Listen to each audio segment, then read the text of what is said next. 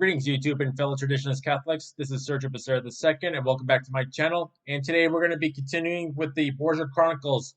Today we're starting off with part 3, with the life of Alfonso Borgia, the future Pope Calixtus III. So, before we get started, first things first, what happened in the last video?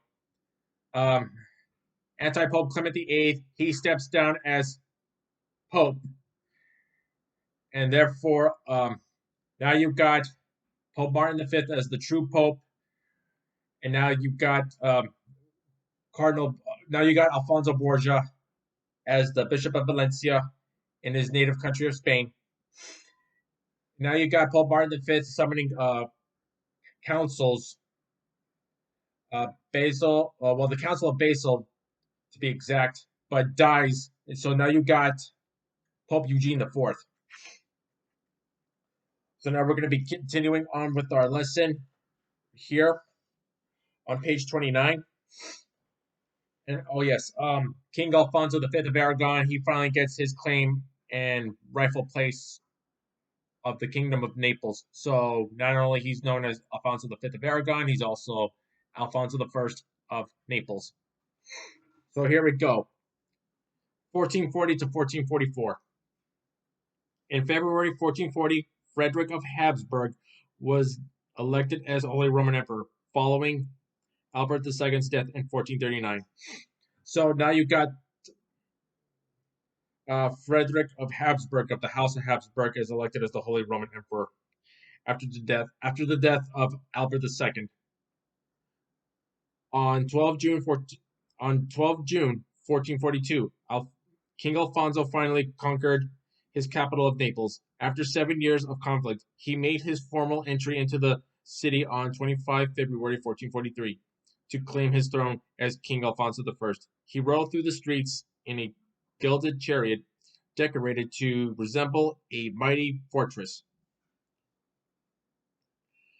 His orb and scepter, the symbols of his temporal and spiritual power, in his hands. Among the elaborately decorated floats that followed the procession was one depicting the siege perilous, the seat at King Arthur's round table that was fatal to all but the knights who had achieved the quest of the Holy Grail.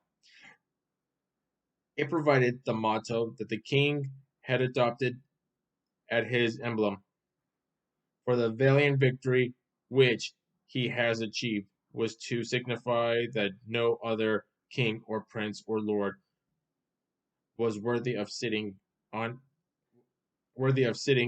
this seat except for the king who has subjected and won this realm. Within weeks of the entry, the king appointed Alfonso de Borja as his representative to negotiate with the papal legate, Cardinal Ludovico Travesian. Two men met at Terracien, where they drew up a treaty between Naples and Rome, which was signed on 14 June. So now you got King Alfonso. I'm sorry, my throat. Sorry, excuse me. Now you got King Alfonso sending Alfonso Borgia as a representative to negotiate the terms that would bring both Naples and Rome together, along with the king. It proved a triumph for Alonso in return for recognizing Eugene IV as Pope. So now, with both sides come together, King Alfonso recognizes Eugene IV as the one true Pope. And we see that Eugene IV gets deposed by his cardinals and ends up being replaced by another anti-pope, which we'll probably see. But at the time, Rome was getting tired of papal rule and wanted to make Rome a republic, just like it was in ancient times in ancient Rome. So here we go. And promising to supply ships to fight the Turks in the eastern Mediterranean. Alfonso was not only invested with the Kingdom of Naples with his son Ferrante recognized as his heir, but he was also exempted from paying all annual dues to the Pope, promising instead to donate a symbolic white palfrey, a small horse for riding, every year on January. I'm sorry, every year on 25 January, the feast of Saint Peter and Saint Paul. So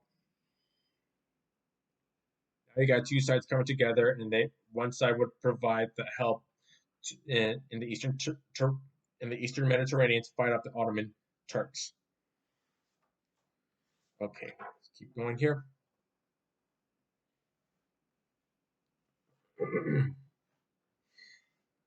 Having devastated large areas of southern Hungary in 1441, the Turkish forces of Sultan Murat II were defeated by the army of Hungarian John or Jonas Henyard in November 1443.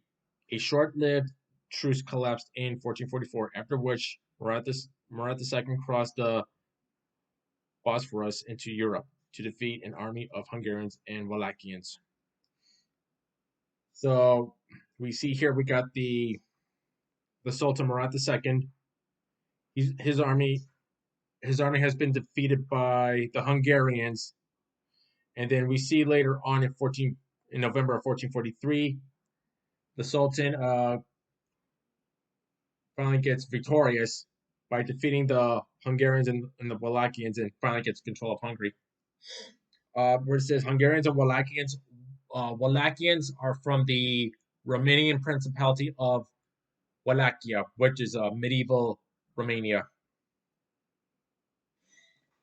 So both Hungary and so both the Hungarians and the Wallachians get defeated in another battle.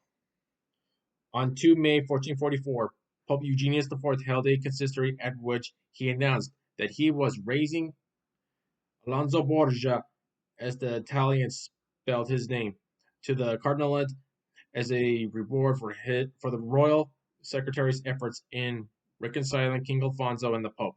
Okay, so now we see Pope Eugene IV finally making Alfonso Borgia as a cardinal. And it says right here in parentheses, all the Italians spelled his name. So, as I said in the very beginning, Alfonso's the pronunciation of Alfonso's family name is Borja, Borja, Borja with a silent J.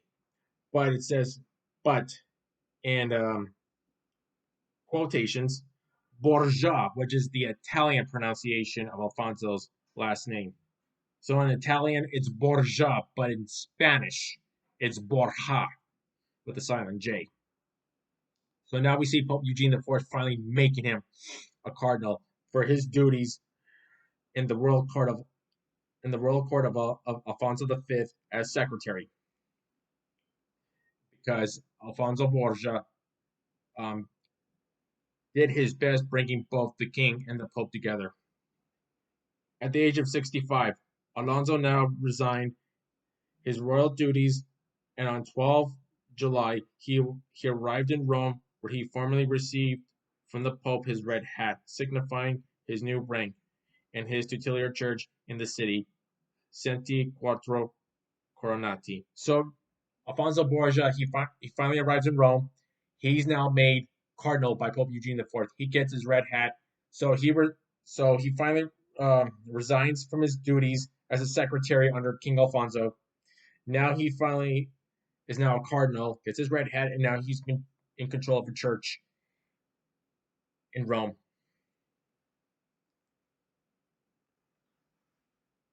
So let's move on. Okay, here we go. 1445 to 1449. In 1445, the new Cardinal of Valencia, as Alonso Borgia chose to be styled, settled in Rome, where he started to use his influence to gain favors for his family. He appointed his 14-year-old nephew, Rodrigo Borgia, son of his sister Isabella, as sacristan at the Cathedral of Valencia. So now we see the future Pope Alexander VI. Rodrigo Borgia be given a position by his own uncle as a cardinal to gain to use his office to influence and gain favors for his family. Now this is where we start the Borgia family finally starting to rise. On 10 April 1446, the new cardinal joined the the Confraternity of Santo Spirito, which sponsored a hospital for the poor in Rome. Its statutes included the duty to seek out once a week through the streets and public squares sick paupers. Paupers. Sorry, I'm trying to pronounce his name. To bring paupers, not paupers, but paupers. I'm having a hard time pronouncing this word. It's spelled Paupers. Paupers. I don't know what that means. To bring them to the houses of Santo Spirito and to nurse them carefully. So you see Alfonso Borgia uh, having a role with the sponsorship of a hospital in Rome to help the sick and needy being brought in by being taken up off the streets and taken them for treatment and to be taken care of. Now here we go. Next paragraph. Pope Eugenius IV died on 23 February 1447.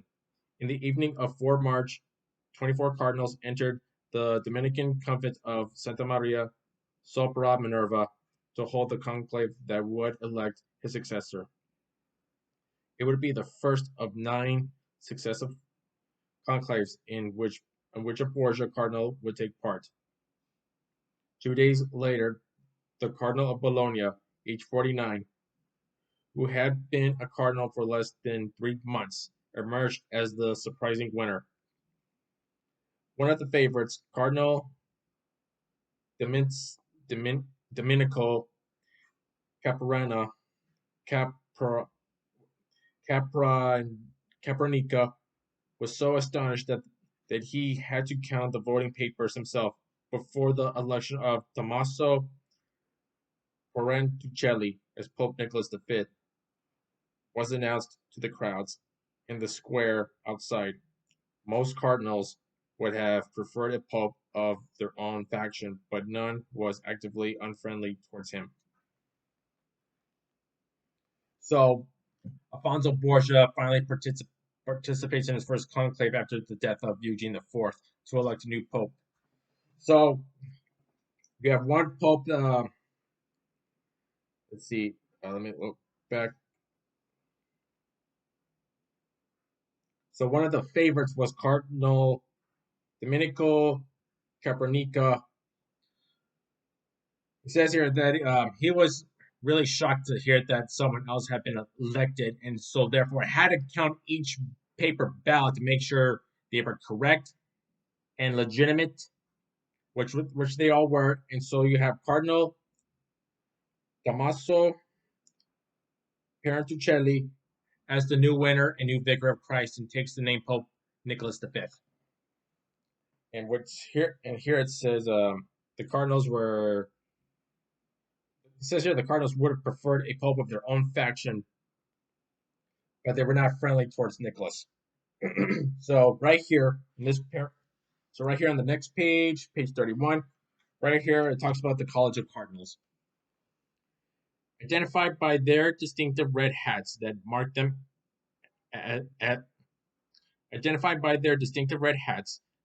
them out as heirs in waiting to the throne of St. Peter, the cardinals formed a unique elite and one that operated at the apex of political power in Europe. So the College of Cardinals are part of heirs in waiting to the throne of Peter, where it says here in the beginning that marked them out as heirs in waiting. So therefore, even though they were made cardinals, but not proper candidates yet. So let's continue. The college was an advisory body that, with the Pope in the chair, formulated papal policy. Its regular meetings as consistories were usually private, but they could be opened to the wider public if necessary. The college was an international body with representatives of all major European states lobbying on behalf of their temporal masters. Most cardinals have been appointed as favors for these rulers, who few gained red hats merely for their piety or spirituality. So a lot of these cardinals would be appointed or nominated by monarchs throughout Europe in the hopes of getting them, helping them with any favor whatsoever with connections with the papacy and the Pope. Excuse me, my throat's a bit dry. Whatever, whatever their background, cardinals enjoyed the status of princes. Some were indeed born aristocrats, but others came from professional or burgorious, burgorious backgrounds, even from the laboring classes. And for them, the red hat marked a massive increase in social prestige. Some had spent their youth learning how to hunt and joust. Others were highly educated with degrees in law or theology. They also varied widely in age. Alfonso Borgia, at the age of 66, joined a college where the youngest member, Cardinal Pietro Barbo, nephew of Eugenius IV, was just 27 years old. The widespread practice of nepotism reflecting a pope's need for people he could trust absolutely in the key positions at his court. So, in that paragraph, a lot of these cardinals came from powerful aristocratic families. Like I said, you have a lot of powerful families throughout Italy and other surrounding Rome, a lot of powerful Roman families that managed to make their make their family members cardinals, and hopefully one day succeed to the papacy in the hope of gaining any favors whatsoever. So, of course, we do see the act of nepotism being acted upon. Sorry, sorry, my had something in my eyes. Okay, here we go. Appointed for life, all cardinals had the opportunity to become immensely wealthy, though their success in acquiring rich benefices and promotion in the church depended largely on papal favor. For the ambitions, it was essential to identify and support a future pope in the college. And, of course, each cardinal had the chance of election to the supreme power of the papacy itself. Not only did he have popes that were born aristocrats by coming from powerful Roman families, but there were some who had a background in of getting college degrees either in law or in theology. And of course, gaining any kind of favor or job from the Pope, they can again to elevate themselves in the hopes of finding someone to be the next successor to the chair of Peter. Okay, so here we are in page 34, the beginning of the papacy of Pope Nicholas V.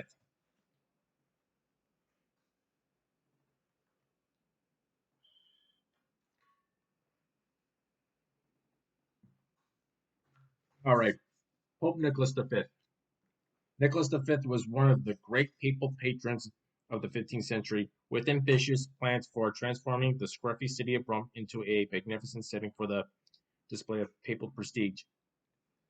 So, as I said before, the papacy throughout most of the 1300s had moved from Rome to France for like almost a century. Rome had fell to decay, nearly fell to like near ruin.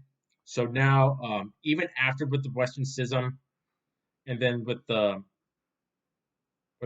post Western Schism popes from Martin the Fifth, Eugene the Fourth, and now with Nicholas the Fifth, Rome was in real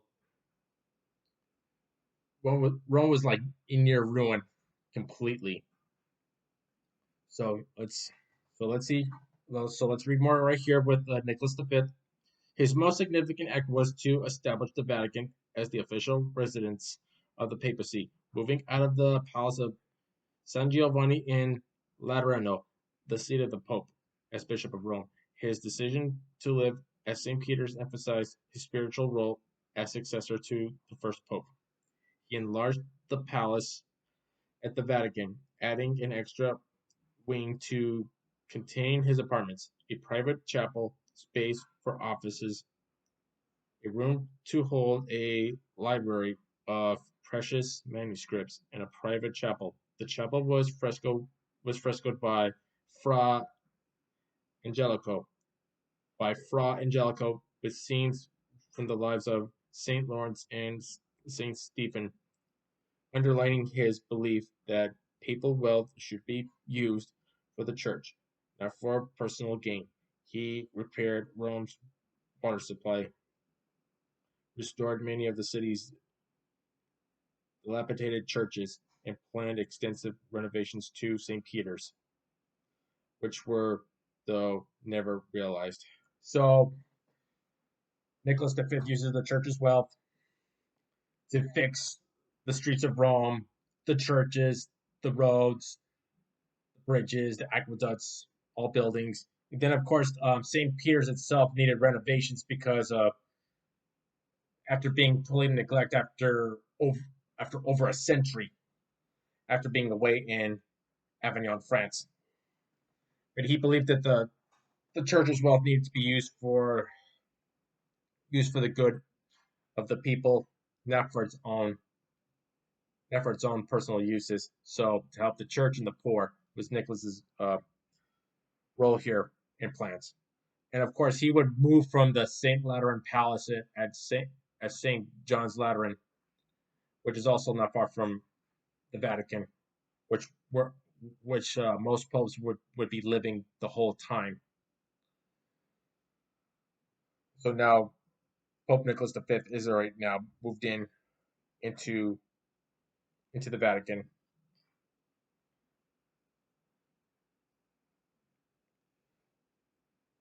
So now we're going to read this up part from right here from an author. The bestseller Vespasiano described the Pope's character. His merit was apparent in everything he did, and despite the prestige of his position, his behavior towards others was mostly friendly. So Nicholas V was a friendly man. It was witty, had a kind word for everything, and all who had conversations with him were impressed by his fine manners and his obvious talent. He was generous to all, never believing that his possessions were his own.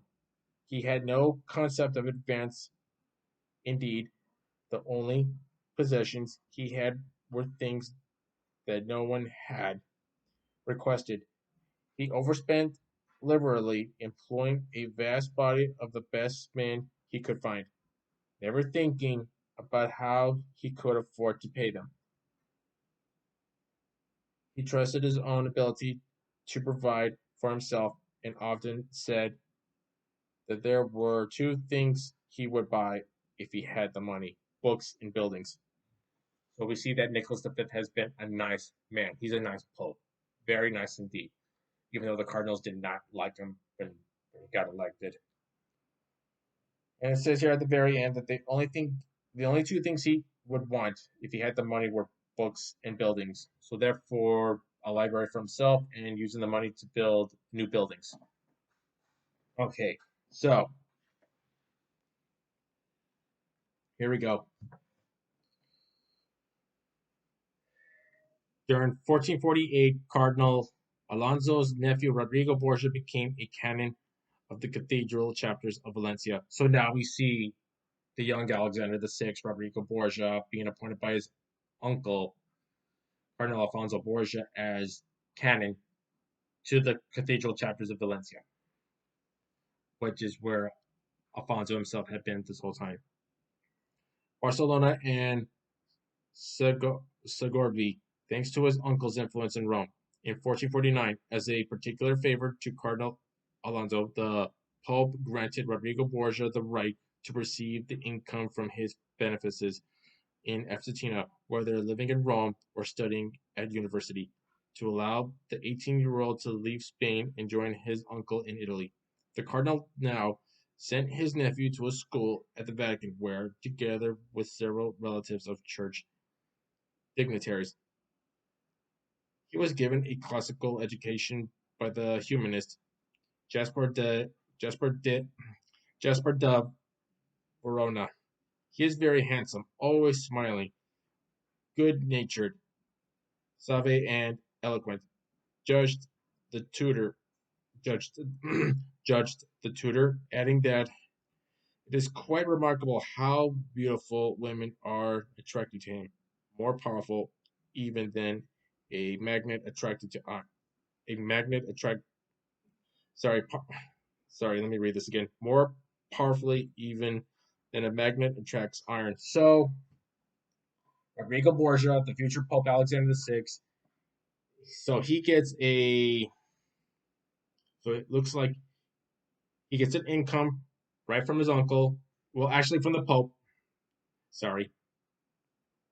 So, well, so we see that Rodrigo Borgia gets an income, whether he's living in Rome or studying at a university, and then of course he's studying at the Vatican, and then of course still getting paid whether he's traveling between Spain and with his uncle in Italy. And then of course, since he was young, therefore good looking, which it says here, he managed to gain attraction from a lot of women, which we kind of like later see with him later on, with him being pope and all.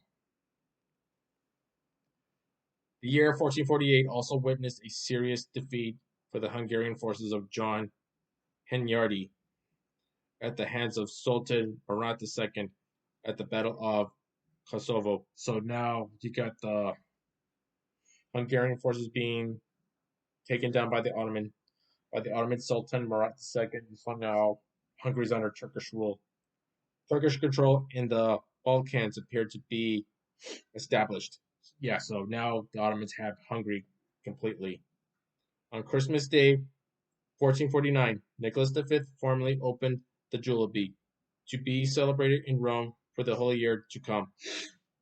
So the Jubilee is like one whole. What's in a. Well, sorry. The Jubilee in Rome is like one big event that occurs every 50 years in Rome, dating all the way back to Pope Boniface VIII in the year 1300. And I'm going to read this highlighted paragraph right here. The Jubilee in Rome. The first Holy Year was celebrated in Rome in 1300 by Pope Boniface VIII. The concept was based on Old Testament accounts of the Jubilee that took place every 50 years and requires Jews to free their slaves and to restore land purchased since the previous Jubilee to the original owners.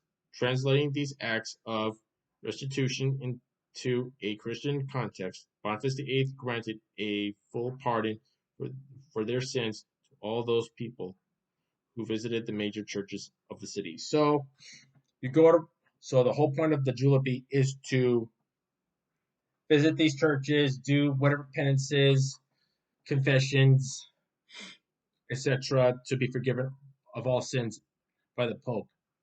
This is like the only time in 50 years that such things do that this kind of these events do happen.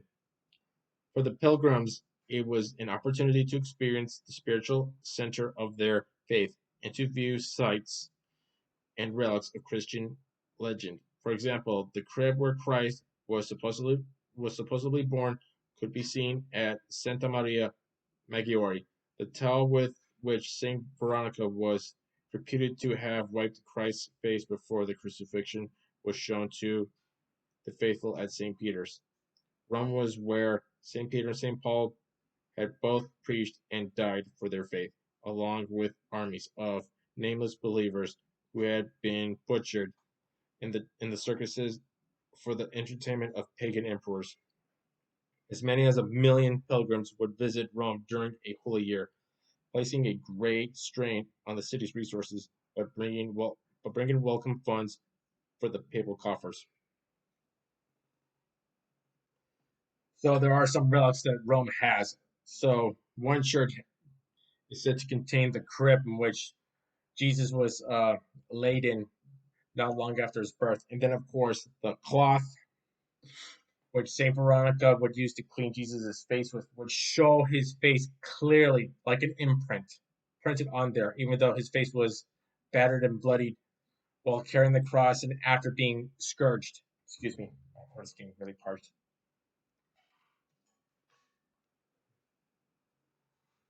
Now you got millions of pilgrims flocking to Rome, hopefully to be forgiven, um, do these prayers, penances, confessions, etc., to be forgiven of all sins, and of course blessed by the Pope. Okay, so here we go. 1450 to 1455. So before I begin reading,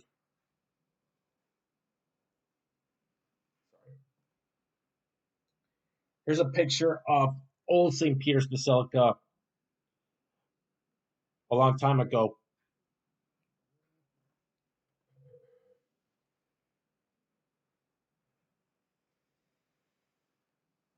Because the original basilica was built in the 4th century AD during the time of the Roman Emperor Constantine. And then later on in the early 16th century under Julius II, we see the current basilica being built to replace the old one that had been falling apart for a long time. So here we go, 1450 to 1455.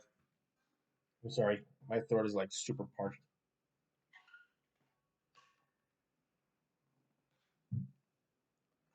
Pilgrims forced to Rome in their thousands for the Jubilee year of 1450.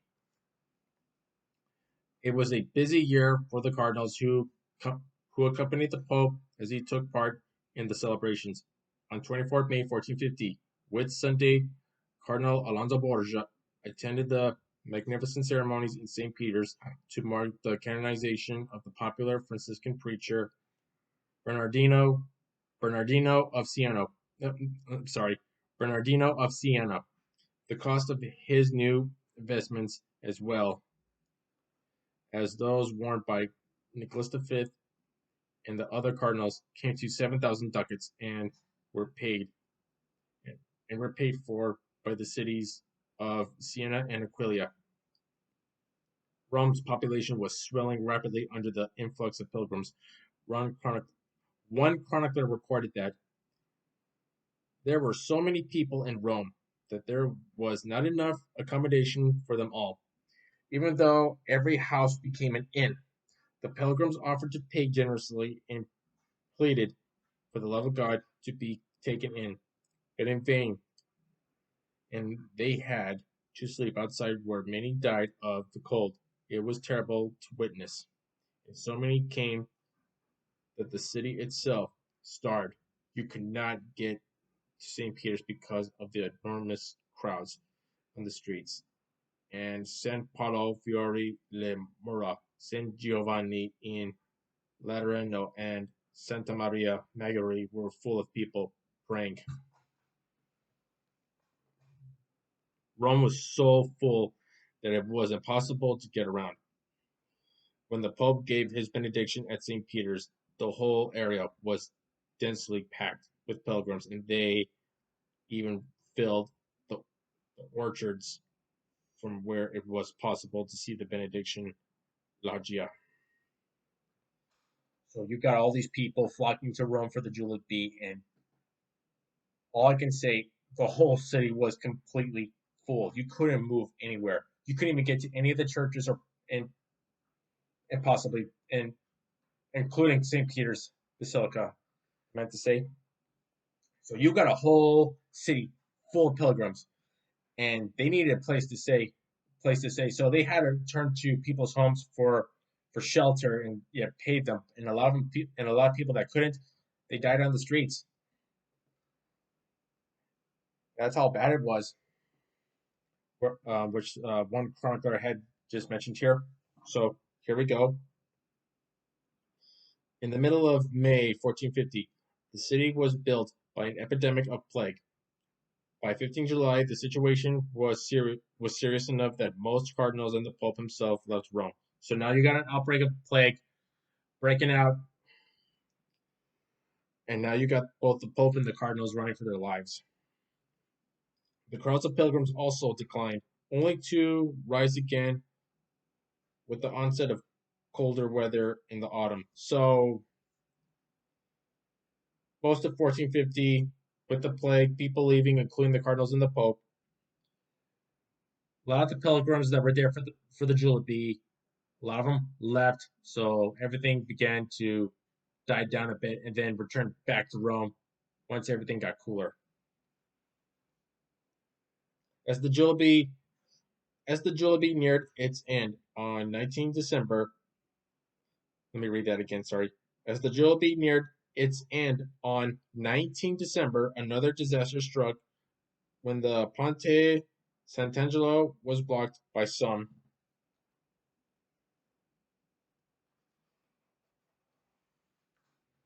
runaway horses, probably frightened by the dense crowds of pilgrims hurrying across the bridge after the papal benediction at St. Peter's had been cancelled. Those behind were completely unaware of what was happening on the bridge and continued to surge forward. The resulting crush forced hundreds of people into the river Tiber, leaving many dead and many more injured. An eyewitness, Giovanni Inghirami, described how that evening in the church of San Cello there were 176 corpses, men and women, but mostly women.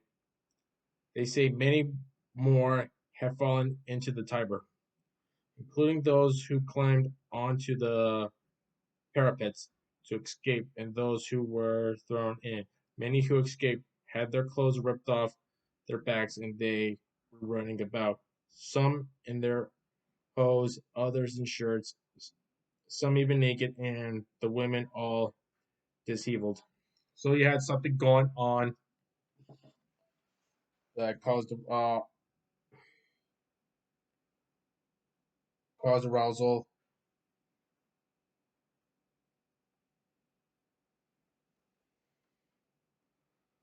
So this caused a problem with some horses and all that. Okay,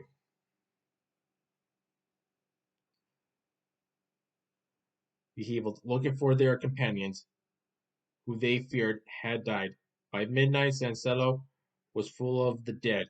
Some found a father, others a mother, a brother or son, and their cries deafened the city. Even those who fought in the Turkish wars had not even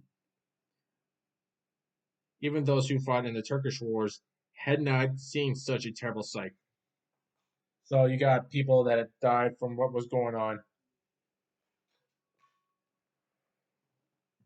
So here we have the seven churches of Rome, including St. Peter's Basilica. Right here where my finger's at, that's the original St. Peter's Basilica, and then you got the other churches above. So you got right here the Vatican on the very bottom. So that's a picture of medieval Rome. Okay. In Okay, so here we go. In 1451, Rome was racked again by an epidemic of the plague. Okay, so the plague comes back once again during the summer months. It is appallingly hot. It is appallingly hot here, worse than anyone can remember, wrote the Milanese ambassador on 29 July, continuing, men of every nation are leaving the city, and justly so, because, in truth, it is a sepulchre for brave men.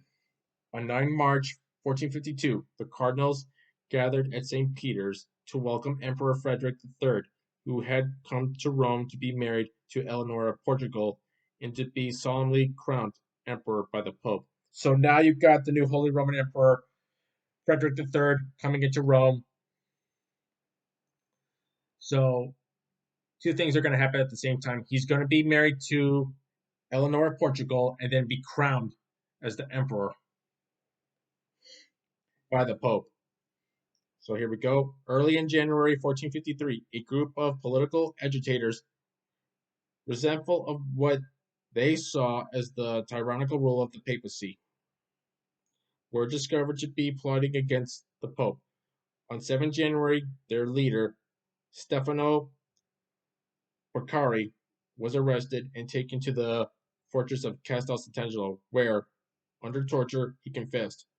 Their plan had been to set fire to the Vatican on 6 January while the Pope and the College of Cardinals were celebrating High Mass in St. Peter's, to take Nicholas V and his cardinals prisoners, killing any who resisted, and then to proclaim a republican government in Rome. So now you have a plot by someone by the name of Stefano Beccari, who thought of the papacy and the Pope as it says here. Okay, what they saw as the tyrannical rule of the papacy. So they thought of the papacy as a form as a tyrannical government because the Pope is in charge of Rome and he calls all the shots. But here's the thing: so as Catholics, the papacy itself is a monarchy, and the Pope, he's was for the Pope, who is also the Pope of Rome, also the ruler of the Papal States. He's an absolute monarch. Therefore, he has control over everything, from the church to political power, the world. Whoever wears the triple crown papal tiara is in control of everything. So we have someone that's been planning to not only set fire to St. Peter's, but to also take Nicholas V and his cardinals as prisoners and kill anybody that gets in the way. And their plan was to, just like before, like under Eugene IV, was to make Rome a republican government, make Rome a republic as it was a long time ago in ancient times in the city of Rome. Okay, so we're near the end. Now, this is where things do get crazy. 6 months later, on 8 July, there was more dramatic news in Rome of significance to all of Christendom. The beleaguered city of Constantinople had fallen to the Turkish forces of the new young Sultan, Mehmed II. The bombardment, which had begun on 6 April, had destroyed many of the city's churches, and the conquest of the eastern Christian bulwark on 29 May was a calamity. The Byzantine Emperor Constantine XI was killed in the onslaught. According to the Milanese ambassador, the Holy Father and the cardinals are very frightened and embarrassed about what has happened at Constantinople, and they say that they want to send legates to all the powers in Italy. So now, the Byzantine Empire in Constantinople, which is actually the Eastern Roman Empire, has fallen to the Muslim forces of Ottoman Empire. And the new Sultan, Mehmed II, he's now in charge of the empire. He finally gets what he wants because 30 years prior, the Turks tried to conquer Constantinople but failed. They come back 30 years later, this time with powerful siege weapons, cannons, very powerful cannons. I've seen pictures of the cannons that the Ottomans used, and they are like massive cannons that brought down the walls of the city. So now the Pope and the Cardinals are now scared. They're scared of what has happened. Now they're sending legates to all parts of Italy. And now we see that the Pope is now calling for crusade to help get back Constantinople. On 30 September 1453, Nicholas V responded to advance by announcing a crusade against Mehmed II. Let me repeat that. On 30 September 1453, Nicholas V responded to advance by announcing a crusade against Mehmed II, granting an indulgence to all who would take part. So Nicholas V is calling for crusade, and he's going to grant and he's willing to grant indulgences to those who participate. Therefore, all sins forgiven if they take part. In November 1453, Cardinal Isidore of Kiev, who had been the papal legate in Constantinople, finally returned to Rome, with first-hand stories of the Turkish atrocities. So, Cardinal Isidore of Kiev is the capital of Ukraine. So you had a Ukrainian cardinal who had been a legate to Constantinople, had firsthand of the atrocities that had happened at Constantinople. So he's given firsthand witness account to both the Pope and the cardinals that what had happened. He had only managed to survive the massacre through disguise and by dressing a corpse in his ecclesiastical garb. But he had been captured nonetheless and sold as a slave before escaping to Venice. His reported descriptions made for sobering reading. So you see here that the cardinal disguises himself but dresses up a corpse as if he were a cardinal himself. But then is later captured and sold into slavery. But then later finally manages to make his escape and finally leaves to Venice and makes his way back to Rome, giving all eyewitness accounts to what happened.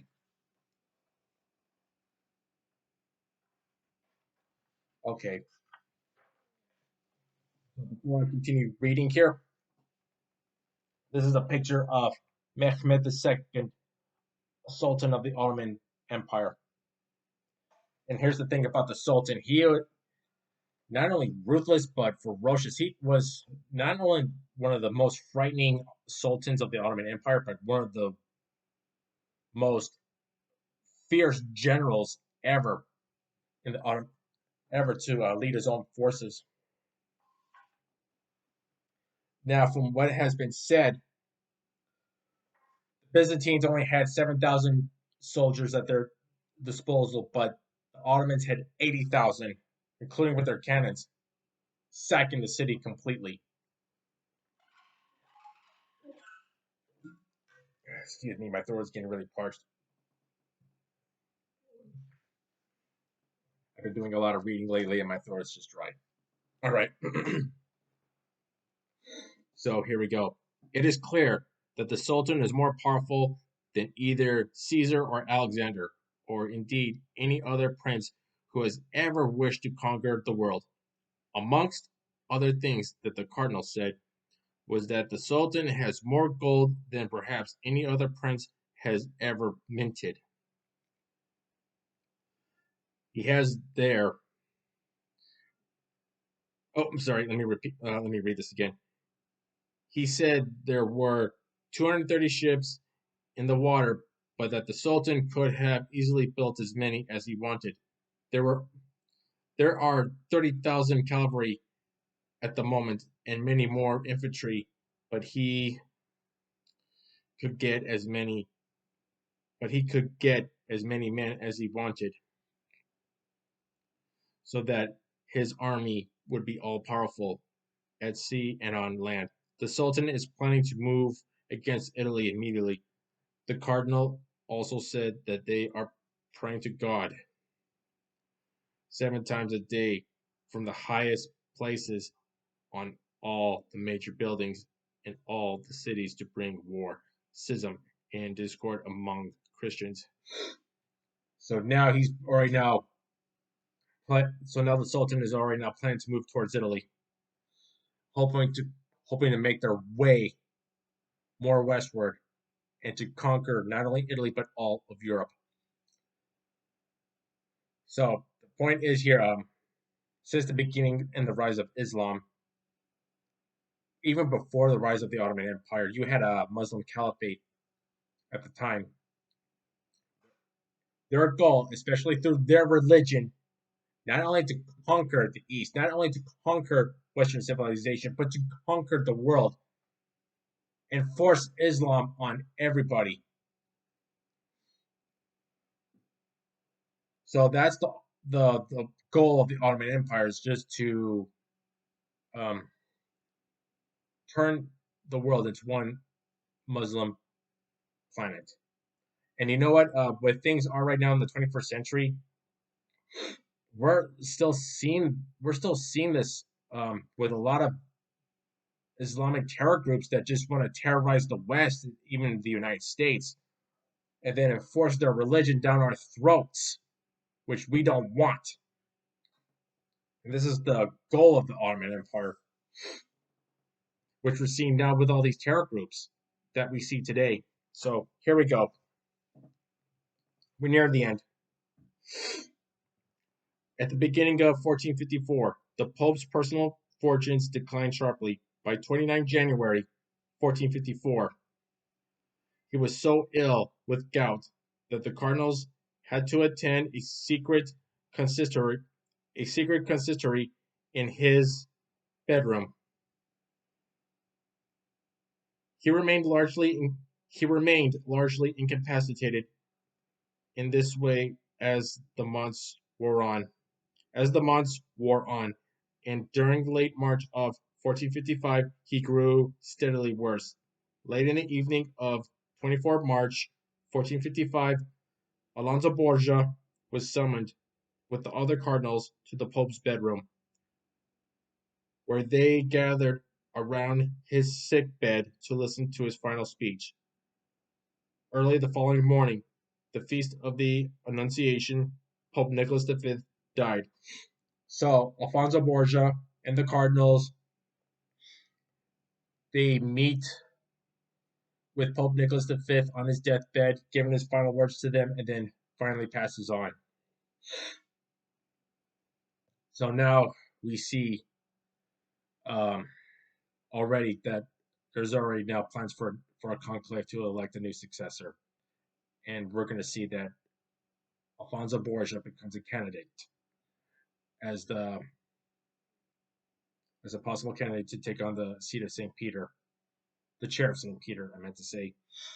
And of course, as I read in the last video, that Saint Vincent Ferreira did prophesize um, Cardinal Borgia's rise to power in the chair of St. Peter as the new pope. So here we go. Alonso Borgia had long since established a reputation as a shrewd, dry layer and diplomat, highly respected for his legal knowledge and his administrative skills.